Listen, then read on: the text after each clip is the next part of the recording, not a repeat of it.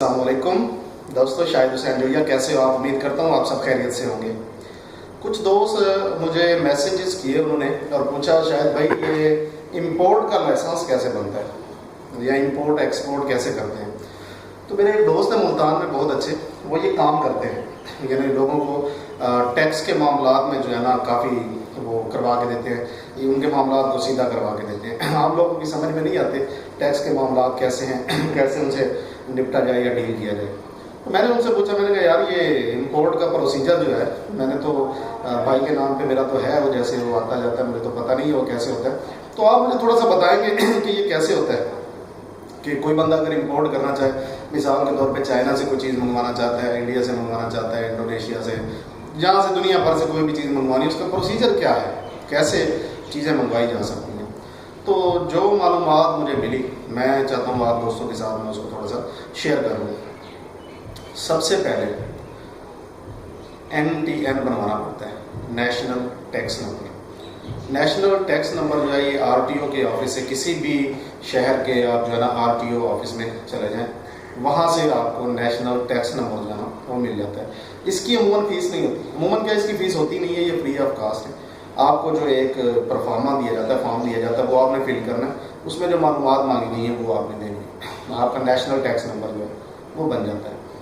اس کی کوئی فیس نہیں ہے۔ ہاں، اگر آپ خود نہیں بنواتے، آنے جانے سے بچنا چاہتے ہیں اور چاہتے ہیں کہ ایزی ہو جائے کام، گھر بیٹھے ہو جائے، تو جو یہ کام کروا کے دیتے ہیں وہ 2000 روپیہ جو ہے نا عموماً فیس اس کی لیتے ہیں۔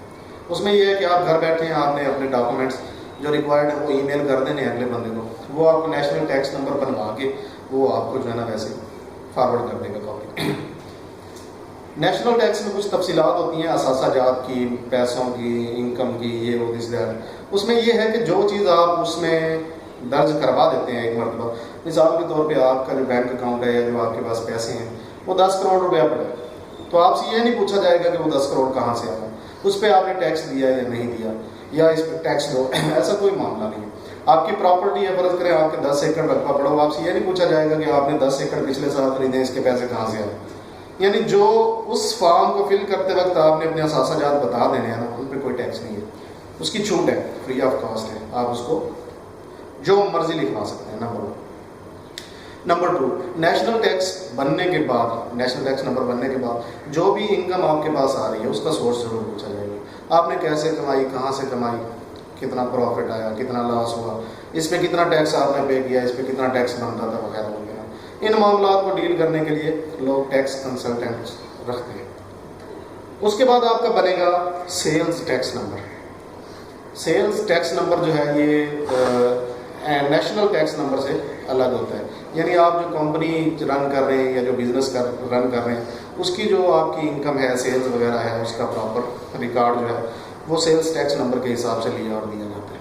یہ ساری چیزیں جب بن جاتی ہیں، اس کے بعد آپ نے جو آپ کی اپنی کمپنی ہے یا فرم ہے، وہ اس کا آپ نے ایک اکاؤنٹ کھولنا ہے۔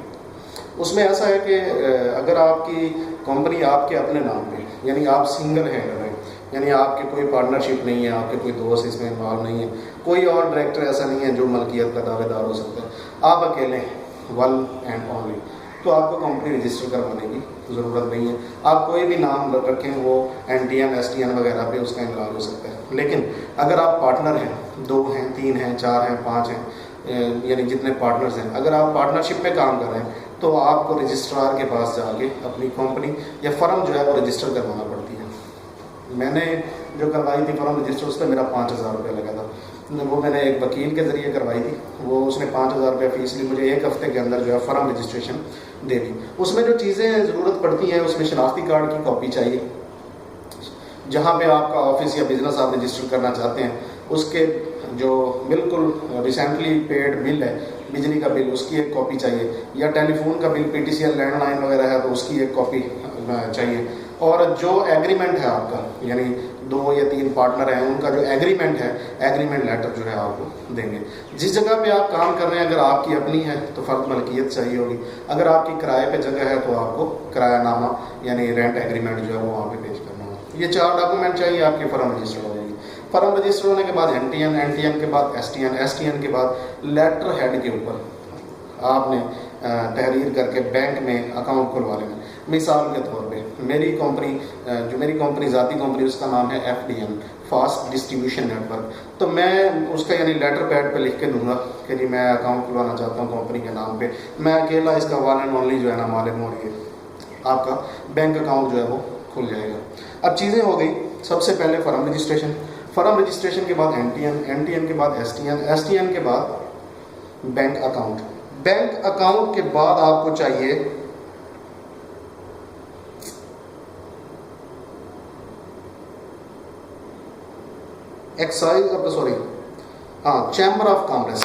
چیمبر آف کامرس کی آپ کو ممبرشپ چاہیے.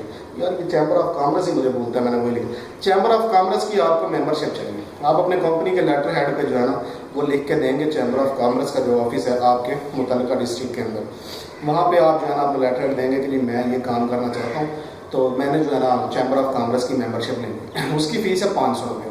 آپ 500 روپے میں چیمبر آف کامرس کی جو ہے ممبرشپ لے لیں گے. وہ میرے خیال 3 دن میں جو ہے آپ کو لیٹر ایشو کر دیتے ہیں چیمبر آف کامرس کی. اس کے بعد آپ نے جو ہے نا ایکسائز کے آفس میں چلا جانا ہے. ایکسائز کے آفس سے آپ کو وہ WEBOC ID ایک نمبر ملتا ہے آپ کو. وہاں سے آپ ایکسائز کے آفس سے وہ WEBOC ID لے لیں گے. آپ کے پاس ڈاکومنٹیشن کمپلیٹ ہو چکی ہے. یہی لائسنس کیا NTN STN bank account, chamber of commerce کا لیٹر اور WEBOC ID. یہ لینے کے بعد آپ کسی بھی ملک سے کوئی بھی چیز منگوا سکتے ہیں. مثال کے طور پہ آپ کھلونوں کا کنٹینر منگوانا چاہتے ہیں, کھاد کا کنٹینر منگوانا چاہتے ہیں, پوری شپمنٹ منگوانا چاہتے ہیں, پورا جہاز منگوانا چاہتے ہیں, آپ منگوا سکتے ہیں. وہ کسی بھی کمپنی کے ساتھ آپ ڈیل کر سکتے ہیں, کسی بھی ملک میں کر سکتے ہیں. شپمنٹ چارجز لینے دینے سب جو ہے وہ وہاں کے معاملات ہیں, وہ یہاں کے معاملات پاکستان کے معاملات نہیں ہیں. کوئی چیز یہاں پہ آپ لے آتے ہیں, اس میں اگر کوئی محکمہ انوالو ہوتا ہے, دیکھیں ایکسائز کا محکمہ تو تمام چیزوں میں انوالو ہوتا ہے, وہ ٹیکس وغیرہ اور جو سارے معاملات ہیں وہ ہوتے ہیں. اگر اس کے علاوہ کوئی محکمہ انوالو ہوتا ہے, مثال کے طور پہ پیسٹیسائڈز ہیں, پیسٹیسائڈ میں محکمہ زراعت جو ہے وہ انوالو ہوتا ہے, تو آپ نے کوئی ایسی چیز جس میں ایکسائز کے علاوہ کوئی محکمہ انوالو ہوتا ہے, تو آپ نے ان کو اطلاع دینی ہوتی ہے کہ جی میں نے فلاں ملک میں فلاں کمپنی کے ساتھ اتنی پروڈکٹ یا اتنی آئٹم یا کنسائنمنٹ کا جو ہے نا وہ سودا کر لیا. وہ ان کو اطلاع آپ نے اس وقت دینی ہے جب آپ نے سودا کر لیا. ٹائم ہوتا ہے 8 دن یا 10 دن, ان دنوں کے اندر اندر آپ نے اطلاع دینی ہے. اس کے بعد جب شپمنٹ آ جاتی ہے آپ کی, شپمنٹ آپ وہاں سے کلیئر کروا لیتے ہیں اور آگے سیل کی طرف آپ لے جاتے ہیں اس کو. تو جب یہاں پہ پہنچتی ہے سیل کرنے سے پہلے, جب آپ کی پورٹ پہ پروڈکٹ لگ گئی ہے, آپ کا کنٹینر یا آپ کی شپمنٹ لگ گئی ہے, تو آپ نے پھر اس محکمے کو اطلاع کرنی ہے کہ میں نے فلاں جو آپ کو ایک لیٹر دیا تھا, اس کے اوپر میں نے آپ کو اطلاع دی تھی, انفارمیشن دی تھی کہ میری چیز وہاں پہنچنی ہے, میں نے سودا کر لیا, وہ پہنچ چکی ہے. 2 اطلاع نامے ہو گئے. آپ کی وہ کنسائنمنٹ سیل ہو جاتی ہے. 1 دن میں ہوتی ہے, 1 ہفتے میں ہوتی ہے, 1 سال میں ہوتی ہے, 2 سال میں. جب آپ کی وہ کنسائنمنٹ ختم ہو جاتی ہے, بک جاتی ہے, تو آپ نے اپنے لیٹر ہیڈ کے ساتھ اس کی ڈیٹیل لگا کے آپ کو اس محکمے کو دینی ہوتی ہے کہ یہ کنسائنمنٹ میری ختم ہوگی, میں نے بھیج دی ہے. اب آپ کی متواتر کنسائنمنٹس آ رہی ہیں 2 4 5 6 1 2 3 4 دن کے اوپر نیچے آپ کا کام بڑھا ہے, تو اسی حساب سے آپ کنسائنمنٹ وائز شپمنٹ وائز جو ہے نا وہ تفصیل پیچھے ان کے آفس میں جمع کرواؤں گے. تو کیا ہم یعنی امپورٹ کر سکتے ہیں؟ پاکستان میں ٹرینڈ کیا چل رہا ہے؟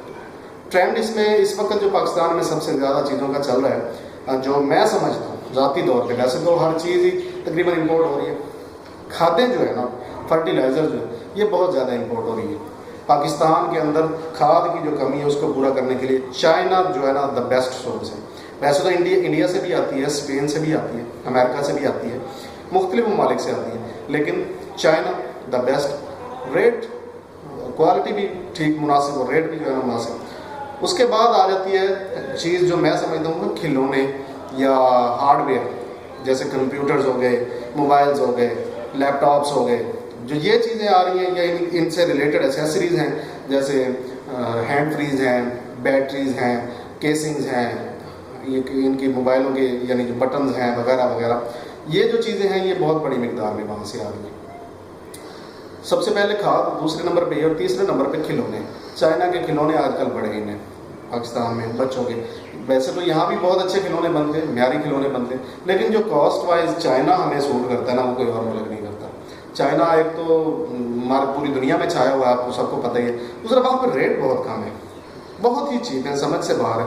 हमारी यहाँ पे जो मैन्युफैक्चरिंग कास्ट है ना, उससे भी कहीं कम यहाँ पे हमें जो है ना शिपमेंट पहुँच मिल जाती है।